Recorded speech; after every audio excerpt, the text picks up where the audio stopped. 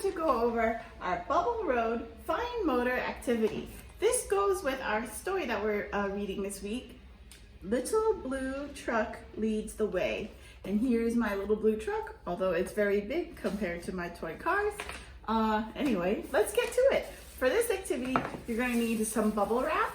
Mine is in a bag, so I need to cut it. I have some scissors and some tape. Okay, so I'm going to take my scissors. I'm going to cut my bubble wrap. I want to make a road, okay? So maybe just a straight line. Cut it into a straight line. Now you can make this bubble wrap road on the floor, on a table, just any flat surface. I'm going to use the table today because it's easier for me to show you. But you can use the floor if you like. Okay, I got my little piece. Okay, this I will save for later. We'll use in another activity. And here is my little road, okay? And I'll put it down here. There we go.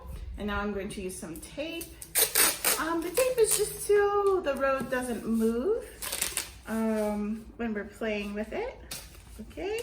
So tape it down. And tape it down like this. So just 2 pieces of tape, I think should do it. There we go. And here is my bubble road, my bubble wrap road. Okay, so now you can use your little toy cars and drive along on the road. Okay, and let me go like this. Here comes the fire engine. Here comes the yellow school bus.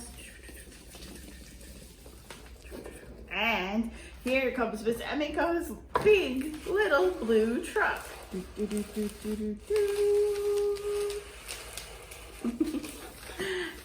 also use your fingers if you want, just to practice popping things, popping the bubbles.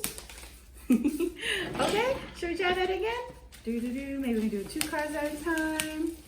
So here's my little train, and my little fire engine, and my little school bus, and my big little blue truck.